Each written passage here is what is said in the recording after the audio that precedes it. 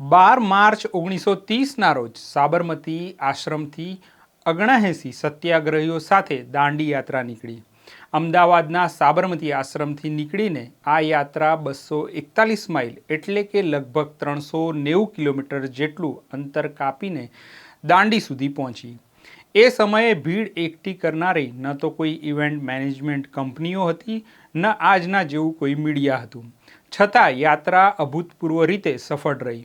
કોઈ સંસાધનો વિના માત્ર સામાન્ય લોકોએ આ યાત્રાને સફળ બનાવી અને દેશની આઝાદીની લડતની તત્કાલીન પરિસ્થિતિમાં દેશવ્યાપી જુવાળ ઊભો કર્યો। આજે દાંડી કૂચના દિન નિમિત્ત વાત કરીશું દાંડી કૂચનું આયોજન કરનારા પાયાના કાર્યકરો વિશે। નમસ્કાર, હું છું કિરણ કાપુરે અને તમે જોઈ રહ્યા છો નવજીવન ન્યૂઝ। 1930ના અરસામાં અંગ્રેજ હુકુમત સામે લડવા દેશવ્યાપી ચળવળની જરૂર ઊભી થઈ હતી। આ ગાળામાં અંગ્રેજોએ મીઠા પર મસમોટો કરવેરો નાખ્યો, જેને નિમિત્ત બનાવીને ગાંધીજીએ સવિનય કાનૂન ભંગની લડત ચલાવવાનું જાહેર કર્યું। મીઠાના કાયદાનો ભંગ કરવા એક યાત્રાનું આયોજન કરવામાં આવ્યું અને તેના સ્થળ પસંદગીની જવાબદારી સરદાર પટેલને સોંપવામાં આવી। સ્થળ પસંદગીમાં સૌથી પહેલાં બોરસદ, ખેડા અને સુરત જેવા શહેરોનું નામ આવ્યું। સરદાર વલ્લભભાઈ પટેલ જાતે જઈને આ બધા સ્થળોની મુલાકાત લીધી અને તેમાંથી તેમણે બોરસદના બદલપુરને મીઠાના કાયદાના ભંગ માટે પસંદ કર્યું। અહીં ગાંધીજી કેવી રીતે મીઠું પકવશે તેની આખી યોજના ઘડવામાં આવી, જે મુજબ બદલપુર ખાતે ગાંધીજી દરિયાનું પાણી ઉકાળીને મીઠું પકવવાના હતા। આ રીતે સરકારી નિયમોનું ઉલ્લંઘન કરીને ગાંધીજી મીઠાના કાયદાનો ભંગ કરવાના હતા। સરદાર પટેલે ગાંધીજી સાથે સમગ્ર યોજના વિશે વાત કરી અને યાત્રાની તૈયારીમાં લાગી ગયા। જોકે આ દરમિયાન સુરત જિલ્લાના કાર્યકર કલ્યાણજી મહેતાને લાગ્યું કે કૂચનું અંતર લાંબુ થાય તો ગાંધીજીની વાત વધુ લોકો સુધી પહોંચી શકે। આ વિચાર સાથે કલ્યાણજી મહેતા અમદાવાદમાં સરદાર પટેલના ઘરે પહોંચ્યા અને યાત્રાનો અંતિમ પડાવ બોરસદને બદલે સુરતના દરિયા કિનારા સુધી લંબાવવાનું સૂચન કર્યું। સરદાર પટેલને સૂચન પસંદ પડ્યું, કારણ કે અમદાવાદથી બોરસદનું અંતર 75 માઇલ છે અને તેને પગપાળા પૂરું કરતાં 8 દિવસનો સમય લાગતો હતો, જ્યારે અમદાવાદથી સુરત દરિયા કિનારાનું અંતર 241 માઇલની આસપાસ છે અને તેને પગપાળા પૂરું કરતાં 20-22 દિવસનો સમય લાગતો હતો। સરદાર પટેલ કલ્યાણજીને લઈને તરત સાબરમતી આશ્રમ પહોંચ્યા અને ગાંધીજીને આખી વાત જણાવી। ગાંધીજીએ પણ આ વાત માન્ય રાખી અને એ રીતે બોરસદને બદલે સુરતની નજીક આવેલા દાંડીને સત્યાગ્રહના સ્થળ તરીકે પસંદ કરવામાં આવ્યું। વધુ લોકો સુધી સવિનય કાનૂન ભંગની લડતનો સંદેશો પહોંચે એ ઈરાદે દાંડી પર પસંદગી તો ઉતારી, પરંતુ અહીં પીવાના પાણીની સમસ્યા હતી। હજારોની સંખ્યામાં કાર્યકર્તાઓ અને સત્યાગ્રહીઓ દાંડીના સ્થળે આવે ત્યારે પીવાના પાણીની સમસ્યા ઊભી થાય તો તેનાથી લડતને અસર પડે એમ હતું। આ સમસ્યાનું સમાધાન છેવટે નવસારીના કાર્યકર્તાઓએ આપ્યું। તેમણે ટેન્કરો દ્વારા પીવાના પાણીની પરબો આખા રસ્તે બનાવવાની જવાબદારી માથે લીધી। લડત માટેના સ્થળ પસંદગીની સમાંતરે લોક જાગૃતિનું કાર્ય પણ સરદાર પટેલે ઉપાડ્યું હતું।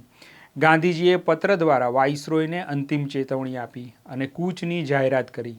આ લડતમાં સરદાર પટેલ મુખ્ય આયોજન કરતા હતા અને દાંડી કૂચ શરૂ થાય એ પહેલાં જનજાગૃતિ આણવાની જવાબદારી સરદાર પટેલે પોતાના શિરે લીધી હતી। તેમણે કૂચના પ્રદેશમાં ફરીને લોકોને તૈયાર કરવાનું કામ શરૂ કર્યું। દાંડી યાત્રાનો પૂરો નકશો પણ સરદાર પટેલે તૈયાર કર્યો।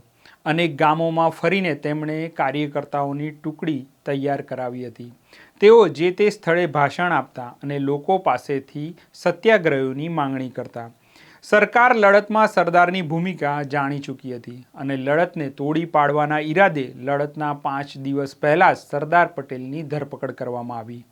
આવી આકસ્મિક ધરપકડોથી યાત્રા ખોરવાય નહીં અને લડતમાં હિંસા ભળે નહીં એ માટે ગાંધીજીએ અગાઉથી જ તૈયારી કરી લીધી હતી, જેના ભાગરૂપે તેમણે ભાષણને લખાણો દ્વારા લોકોને અહિંસા પાળવાની પ્રતિજ્ઞા લેવડાવી। કૂચમાં ભાગ લેનારા દરેક સત્યાગ્રહીઓએ કૂચના નિયમોનું ચુસ્તપણે પાલન કરવાનું હતું। કૂચના માર્ગમાં આવતા ગામો અંગેની માહિતી કાર્યકર્તાઓએ અગાઉથી જ એકઠી કરીને રાખવાની અને અહીં રચનાત્મક પ્રવૃત્તિઓ કરવાની હતી। યાત્રામાં જે સ્થળોએ ભોજનની વ્યવસ્થા રાખવામાં આવી હતી ત્યાં ગાંધીજીએ સત્યાગ્રહીઓ માટે સાદું ભોજન રાખવાનું અગાઉથી જણાવ્યું હતું. મોટા ભાગે યાત્રી સંઘે પોતાનું ભોજન પોતાના હાથે પકવે તેવો આગ્રહ રાખ્યો હતો. રોટલી, રોટલા, શાક, ખીચડી, દૂધ અને દહીંથી જ ચલાવવામાં આવશે તેવો નિયમ હતો. સત્યાગ્રહીઓ સવારે નાસ્તામાં રાબ અને ઢેબરા લેતા હતા. આ ઉપરાંત ગાંધીજીએ જે તે ગામોમાં સફાઈ અને શૌચાલયોની વ્યવસ્થા રાખવાનો આગ્રહ કર્યો હતો. આખરે 12 માર્ચનો એ ઐતિહાસિક દિવસ આવ્યો. નિયમ પ્રમાણે 12 માર્ચના રોજ સૌએ સવારે 4 વાગે પ્રાર્થના કરી. નારાયણ ખરે ગીત લલકાર્યું. શૂર સંગ્રામ દેખ ભાગે નહીં, દેખ ભાગે સોઈ શૂર નહીં. થોડી વારમાં ગાંધીજી આશ્રમની સામેના મેદાનમાં આવી પહોંચ્યા. સૌએ સત્યાગ્રહીઓના કપાળે ચાંદલા કર્યા અને સૂતરની માળા પહેરાવી. એક અહિંસક સેનાપતિએ પોતાના 78 સૈનિકો સાથે આખરે આશ્રમમાંથી વિદાય લીધી. અગાઉથી જ નક્કી કર્યા મુજબ યાત્રા ગામે ગામ વિવિધ પડાવે પહોંચતી. ભજનો થતા, ગાંધીજીના ભાષણો થતા અને સંઘ મોટો ને મોટો બનતો ગયો. આમ કશાય મોટા સંસાધનો વિના આખરે 5 એપ્રિલના દિવસે યાત્રા દાંડીએ પહોંચી અને 6 એપ્રિલના રોજ ગાંધીજીએ ચપટી મીઠું પાડી અંગ્રેજ સલ્તનતને લૂણો લગાડ્યો. આ પ્રકારની ન્યૂઝ સ્ટોરીઝ માટે નવજીવન ન્યૂઝ જોતા રહો. નવજીવન ન્યૂઝને સબસ્ક્રાઈબ કરો. નમસ્કાર.